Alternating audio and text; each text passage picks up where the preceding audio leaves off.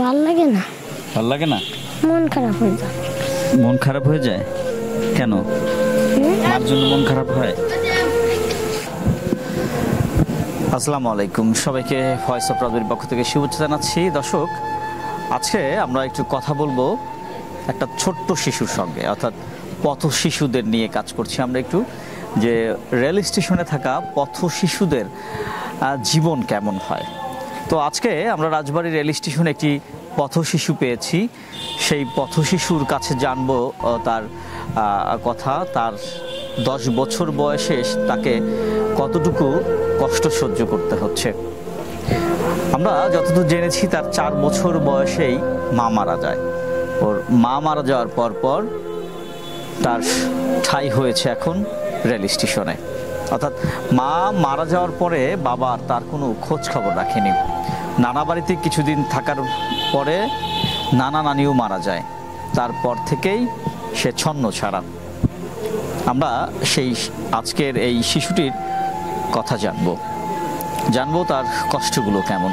অর্থাৎ রেল স্টেশনে যারা থাকে, রেল স্টেশনে আমরা যে সমস্ত শিশুকে পথ শিশু অথবা টোকাই বলে ডাকি, সেই পথ শিশুর জীবনটার সম্বন্ধে আমরা কিছুটা জানতে চাই এবং জানতে চাই আপনাদের।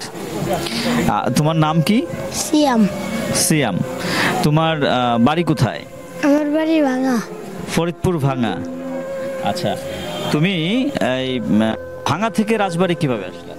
এই ভাঙা ট্রেনে আসলে ট্রেনে চলে আসছো। আচ্ছা, তোমার মা বাবা কি হয়েছে? হ্যাঁ, মা বাবা? মা মরেছে, আব্বু আছে।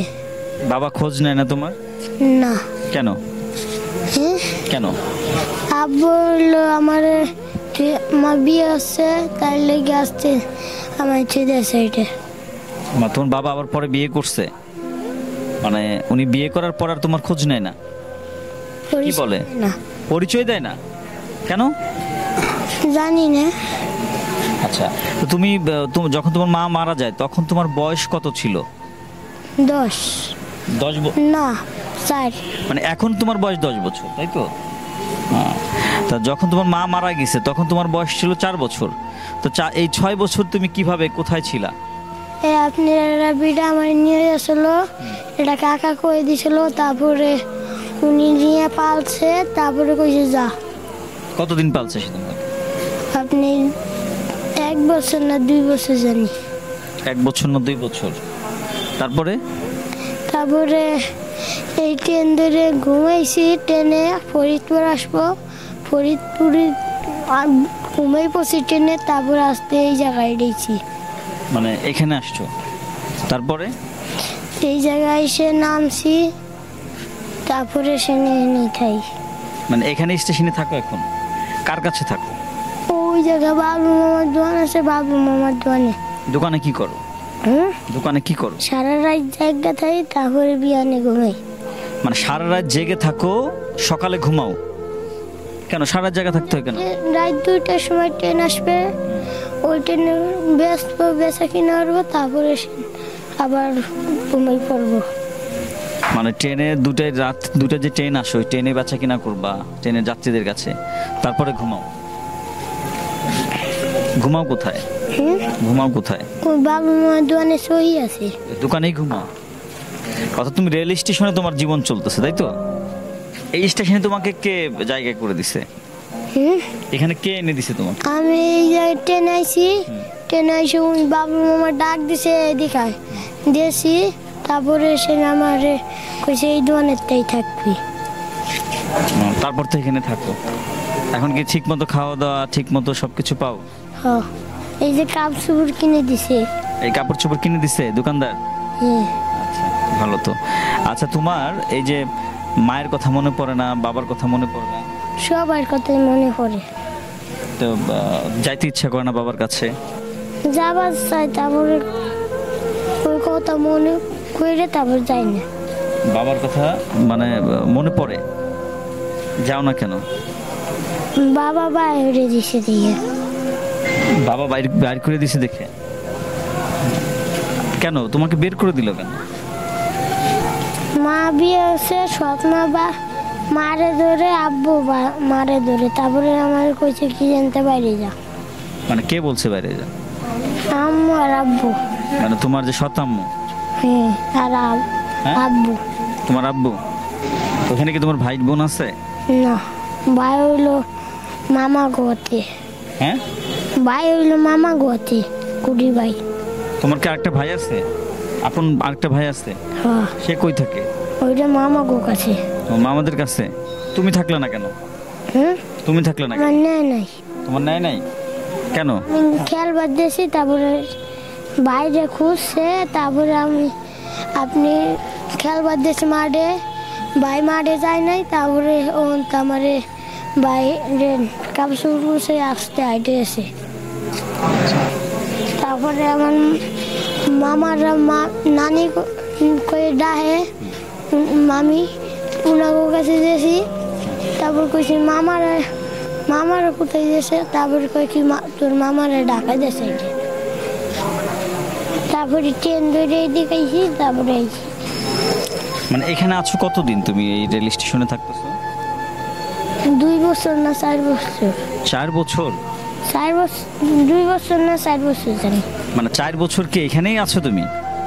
2 বছর না 4 বছর জানি হয়েছে। মানে বলতে পারতেছো না? হ্যাঁ, আচ্ছা, তোমার মায়ের কথা যখন মনে পড়ে তখন খারাপ লাগে না? লাগে। কি করো তখন? তারপরে সে বাঙাল গাড়ি দৌড়ে বিয়ানে যাইতাম, সেই মামাকে বাড়ি যেয়ে ঘুরে এসি, মার কবরস্থান দিয়ে এসি, নানির কবরস্থান দিয়ে এসি। মানে বাড়িতে গিয়ে মার নানির কবরস্থান দেখে আসছো? মার জন্য কি দোয়া করে আসছো? হুম, মার কবরের কাছে গেলে কেমন লাগে তোমার? ভাল লাগে। হ্যাঁ, ভাল লাগে না, ভালো লাগে না? মন খারাপ হয়ে যায়। মন খারাপ হয়ে যায় কেন? হুম, মার জন্য মন খারাপ হয় না? তুমি যে এই রেল স্টেশনে থাকতেছো, এই করতেছো, তাই না, কাজ করতেছো, সারা রাত জেগে থাকো, তোমার কষ্ট হয় না? না, এই যে রাং জায়গা তো শিখছি মামার কাছে। তা তাই? মামার টিভি দেখতে যেতাম, আমি না মামার যেতাম, মামা সারা রাত দেখতাম, আমরাও দেখতাম। এখন রাত জাগতে তোমার খারাপ লাগে না? মার কবরে শেষ কবে গেছো দেখতে? কতদিন আগে গেছো? আপনি বাপরু মামা গেছি, তারপর দিয়ে আইসি আবার। কতদিন আগে গেছো? এই শুক্রবারে গেছি। গত শুক্রবারে গেছো? মানে মন চায় মায়ের কবর দেখতে? বাবাকে দেখতে ইচ্ছে করে না? ইচ্ছে করে। বাবার কাছে গেছিলা? যাও নাই কেন? বাবার বাইরে দিচ্ছে দেখে। বাবা বাইর করে যে দেখে যাও না? মানে বাবার জন্য খারাপ লাগে না? লাগে। খারাপ লাগে? যাইতে ইচ্ছা করে বাবার কাছে? বাবা যদি এখন তোমাকে নেয় বা নিয়ে যেতে চায়, তুমি কি যাবা? কেন? বাবা বাইরে, ওই বাবার কাছে যাবো কে? আর যদি এখন তোমাকে আবার সে নিতে চায় তোমাকে, তাহলে কি করবা? যাবো না। যাবা না? উনি বাইরে দিছে একটা কাপড়, এই কাপড় পরাছিলাম, এই কাপড় পরে বাইরে দিছে। মানে তুমি যেই কাপড় পরা ছিল ওই কাপড় পরে চলে আসছো, আর কিচ্ছু দেয় নাই? এই জন্য তার কাছে যাবা না? এমনি তো যাবো না, বাইরে দিছে আবার। মানে তোমার অভিমান কি, যে বাবা বের করে দিছে সে বাবার কাছে তুমি যাবা না? বাবা যখন বের করে দিছে তখন কি কষ্ট লাগে নাই? লাগছে। বাবা যদি এখন তোমাকে আসে, নিতে আসে, তুমি কি করবা? যাবো না। যাবা না? কি বলবো বাবাকে? তুমি যাবো, আমি যাবো না। যাবা না? আমি এখানেই থাকবো। এখানেই থাকবা? দর্শক, আপনারা শুনছিলেন সিয়াম, মাত্র 10 বছর বয়স। 4 বছর বয়সে তার মা মারা যায়, তারপরে তার বাবা বিয়ে করে, বিয়ে করার পরে সৎমা ঘরে, তারপরে শিশুটির উপরে অত্যাচার চলে, তারপরে তাকে একসময় বাড়ি থেকে বের করে দেওয়া হয়। প্রতিবেশী একজন নিয়ে কয়েক বছর তাকে রাখলেও পরবর্তীতে সেও রাখেনি, সেও তাকে ছুঁড়ে ফেলে দিয়েছে। নানা নানি মারা গেছে, হয়তো নানা নানি থাকলে তার কিছু একটা আশ্রয় হয়তো হইতো। তো এখন এই শিশুটির আশ্রয়স্থল হচ্ছে রাজবাড়ী রেল স্টেশন। রাজবাড়ী রেল স্টেশনের একটি ছোট্ট মুদি দোকানে সে কাজ করছে এবং ভাবা যায় 10 বছর বয়সে যে শিশুটির থাকার কথা মা বাবার বুকে বা মা বাবার কাছে থেকে মানুষ হওয়ার কথা, সেই শিশুটি এখন কাজ করছে রেল স্টেশনে একটি ছোট্ট মুদি দোকানে। যেই দোকানটিতে সারা রাত তাকে জেগে থাকতে হয়। রাত 2টায় যখন ট্রেন আসে, সেই ট্রেনের যাত্রীদের কাছে বেচা বিক্রি করতে হয়, তারপরে হয়তো ভোর রাতে তাকে ঘুমাতে হয় এবং এই দোকানটির মধ্যেই তার জীবন চলে, অর্থাৎ রাত সেখানেই কাটে, দিনটাও সেখানে কাটে। এই ছোট্ট শিশুটির কি এভাবে জীবন চলার কথা ছিল? অবশ্যই না। আজকে দেখেন, এই ছোট্ট শিশুটি মা বাবা হারা, বাবা তাকে ছুঁড়ে ফেলে দিয়েছে। এই শিশুটির স্থান হওয়ার কথা কোথায়? সিয়ামের মতো অনেক শিশুই এই রাজবাড়ী রেল স্টেশনে থাকে। এই শিশুদের নিয়ে কিন্তু কেউ কোনো কাজ করে না।